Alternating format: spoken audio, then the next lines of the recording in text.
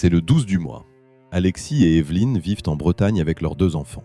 Lui est cuisinier dans une école primaire, elle est soignante de nuit dans une maison de retraite. Ils travaillent tous les 2 à plein temps. Ensemble, ils gagnent 3 000 € par mois. Ce soir, ils ouvrent l'application de leur banque. Le solde affiche moins 385 €. Et Evelyne sourit. Parce que le mois dernier, à la même date, c'était pire. Leur découvert autorisé est de 800 €. Et ils en sont encore loin.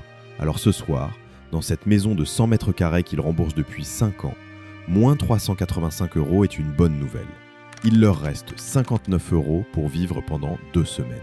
La facture du garagiste n'est pas encore passée.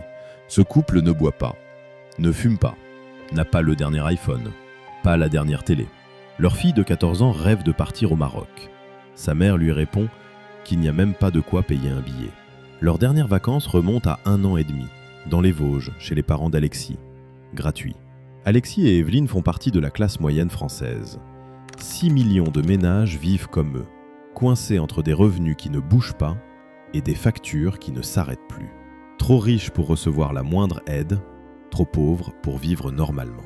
Alors quand est-ce que la France est passée d'un pays où on travaillait avec un seul salaire pour construire sa vie, épargner, investir, offrir des études à ses enfants, à un pays où on travaille à 2, tous les jours, du matin au soir, juste pour survivre jusqu'au 30 du mois.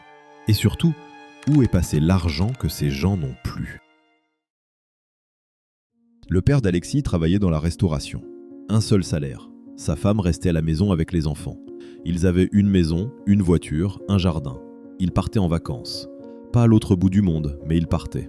Le crédit de la maison courait sur 10 ans, peut-être 12. Le médecin était à 5 minutes.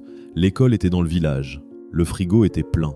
Et à la fin du mois, il restait quelque chose. Ce n'était pas du luxe. C'était la France des années 1960 et 1970.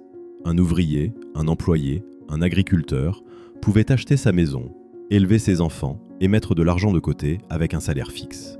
La croissance économique doublait les revenus tous les 15 ans. L'État construisait des logements par centaines de milliers. La sécurité sociale prenait en charge la maladie et la retraite.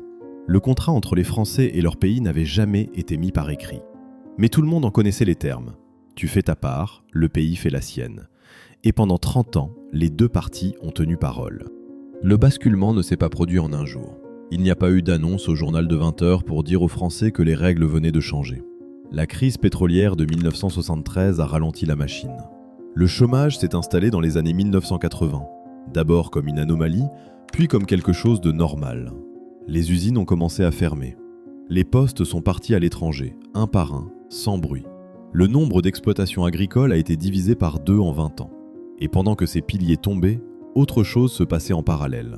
Le prix de la vie quotidienne s'est détaché des salaires. En 1970, un ménage français consacrait 1/10 de ses revenus à se loger. 1/10. Le reste servait à vivre, manger, habiller les enfants, payer le médecin, partir une semaine en août, mettre un peu d'argent de côté pour les coups durs. En 2024, le logement prend près d'1/4 du revenu. Pour les locataires les plus modestes, c'est presque la moitié. Ces 13 points de différence en 50 ans, c'est l'argent qui a disparu du portefeuille de chaque famille française. L'argent de l'épargne, l'argent des vacances, l'argent des études des enfants, l'argent qui permettait de respirer entre 2 fins de mois. Il a été grignoté année après année par des loyers qui montaient, des crédits qui s'allongeaient, des factures d'énergie qui doublaient, pendant que les salaires ne bougeaient pas. Alexis gagne aujourd'hui plus que son père en valeur absolue. Sur sa fiche de paie, le chiffre est plus gros. Mais ce chiffre vaut 2 fois moins qu'avant. Son père a remboursé sa maison en 10 ans. Alexis la rembourse en 25. Son père n'avait pas besoin que sa femme travaille. Alexis et Evelyne travaillent tous les 2. Lui le jour, elle la nuit. Ils se croisent à peine. Et ils finissent le mois à découvert. Ce n'est pas parce qu'Alexis est moins sérieux que son père ou qu'il gère moins bien son argent. C'est parce que tout autour de lui a augmenté, sauf son salaire. Ça s'est fait si lentement que chaque famille a cru que le problème venait d'elle. Qu'elle gérait mal, qu'elle dépensait trop, qu'elle n'avait qu'à serrer la ceinture un peu plus. Quand Evelyne et Alexis posent leur budget sur la table, il n'y a rien de superflu à couper. L'emprunt de la maison, 750 €. Les assurances, les impôts fonciers, l'eau, le gaz, l'électricité, Internet et les téléphones, le crédit de la voiture, l'essence, la cantine, le bus scolaire, plus de 2500 € par mois partent avant qu'ils aient acheté le moindre vêtement, la moindre sortie, le moindre cadeau d'anniversaire. Il reste 500 € pour nourrir 4 personnes et absorber le moindre imprévu. Un pneu crevé, une visite chez le dentiste, un uniforme de sport. Et c'est le découvert. Alexis le dit sans détour. Il n'y a plus de classe moyenne. La classe moyenne, ça se rapproche des gens très pauvres. Ce n'est pas de la sociologie. C'est un homme qui regarde son relevé de compte le 12 du mois et qui sait que les 18 prochains jours vont être longs. Alexis a raison. La classe moyenne se rapproche des pauvres. Mais l'argent, lui, ne disparaît pas. Il va quelque part. Un litre de lait est payé 37 centimes à l'éleveur qui le produit. Ce même litre est vendu entre 90 centimes et 1,20 € dans un supermarché. La différence ne va pas au transporteur qui prend quelques centimes. Elle ne va pas à l'emballage, elle va à la marge de la grande distribution. Ce mécanisme ne concerne pas que le lait. Il concerne la viande, les légumes, les fruits, le pain. À chaque étape entre celui qui produit et celui qui achète, quelqu'un prend une part. Et cette part n'a cessé d'augmenter pendant que le prix payé aux producteurs restait le même. Les 5 plus grands groupes de grande distribution en France ont réalisé des milliards de bénéfices ces dernières années. Le fermier qui se lève à 6 h du matin gagne 500 € par mois. Le consommateur qui remplit son caddie paie de plus en plus cher. L'argent circule, il ne disparaît pas, il change simplement de poche. Le même schéma se reproduit dans le logement. Quand un appartement qui valait 100 000 € en 2000 en vaut 300 000 en 2026, la différence ne s'est pas évaporée.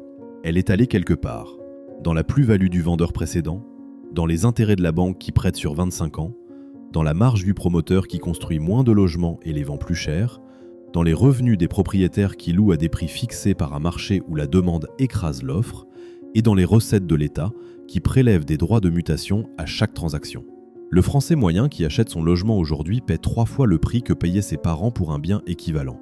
Ces mensualités sont les mêmes parce que la banque a étiré le crédit sur un quart de siècle. Il n'est pas devenu propriétaire plus facilement. Il s'est endetté plus longtemps. La banque y gagne. Le vendeur y gagne. L'acheteur, lui, mettra 25 ans à posséder ce que son père possédait en 10. Et puis il y a ce que les Français ne voient jamais sur leur fiche de paye. Ce qui est pris avant même que l'argent arrive sur leur compte. La France a l'un des taux de prélèvement obligatoire les plus élevés d'Europe. Sur un salaire brut, entre les cotisations salariales, les cotisations patronales et l'impôt sur le revenu, c'est à peu près la moitié qui part. Un employeur paie 3 800 € pour qu'un salarié en reçoive 2 000 sur son compte. Les 1 800 € de différence financent la sécurité sociale, l'assurance chômage, les retraites, la formation. Des dépenses collectives. Sauf que la classe moyenne est la catégorie qui contribue le plus en proportion de ses revenus et qui en bénéficie le moins. Les cotisations retraite financent un système que beaucoup ne verront qu'à 64 ans, avec une pension souvent inférieure à leur dernier salaire. Les cotisations chômage financent un filet dont ils espèrent ne jamais avoir besoin. La CSG, la CRDS, les taxes foncières, la taxe sur les assurances, la TVA sur chaque achat. À chaque euro dépensé ou gagné, une part repart vers l'État ou vers un organisme. Rien de tout cela n'est illégitime. Mais quand un couple gagne 3 000 €, qu'il en a payé la moitié en prélèvement avant de le recevoir, qu'il en paie un quart en logement, qu'il en dépense un autre quart en charges fixes et qu'il lui reste 59 € le 12 du mois, à quel moment le système sert-il encore ceux qui le financent ? C'est la question que personne ne pose publiquement. On parle de la dette, on parle de la croissance, on parle du PIB et des indicateurs macroéconomiques. On dit que le pouvoir d'achat augmente parce que le salaire moyen augmente. Sauf que le salaire moyen est une fiction. Il est tiré vers le haut par les très hauts revenus. Le vrai chiffre, celui qui décrit la vie de la moitié des salariés français, c'est le salaire médian. 2 190 € net par mois. Et quand on retire de ces 2 190 € tout ce qui est prélevé, contracté, débité automatiquement, il reste un montant qui ne permet pas de construire une vie. Pas d'épargne, parce qu'il n'y a rien à mettre de côté. Pas d'investissement, parce qu'il n'y a pas de capital de départ. Pas de projet, parce que chaque euro est affecté avant d'être gagné. Des millions de Français ne vivent pas, ils gèrent. Du premier au dernier jour du mois, leur seule occupation financière est de vérifier que les prélèvements passent sans que le compte vire au rouge. Ils ne se demandent pas comment investir, ils se demandent comment tenir. Ce qui fait le plus mal dans cette histoire, ce n'est pas l'argent. C'est ce que l'absence d'argent détruit à petit feu. C'est Evelyne qui travaille de nuit pour gagner 100 € de plus par mois et qui croise son mari 2 heures par jour entre 16 h et 18 h avant de repartir. C'est un couple qui met 2 € par jour dans une tirelire en espérant partir une semaine en mobil-home. C'est un père qui a quitté la restauration et 700 € de salaire en plus parce qu'il ne voyait plus grandir ses enfants. Il a choisi sa famille au prix de sa stabilité financière. Ce choix ne devrait pas exister. Ces gens-là ne comptent pas dans les débats télévisés. Quand on parle de la France qui va mal, on parle de l'immigration, de l'islam, du voile. On ne parle jamais de la famille qui a 59 € le 12 du mois et qui attend le 30 en retenant son souffle. On ne parle jamais du couple qui a mis sa maison en vente pour récupérer 35 000 € de marge, pas pour investir ou pour voyager, mais juste pour arrêter d'avoir peur à chaque fin de mois. Alexis le dit mieux que n'importe quel économiste. On travaille pour rien, on travaille pour payer. 8 mots, tout est dedans. Quand un homme qui se lève chaque matin pour préparer 100 repas à des enfants en arrive à dire ça, le problème n'est pas chez lui. Le problème est dans un pays qui a oublié à quoi le travail est censé servir.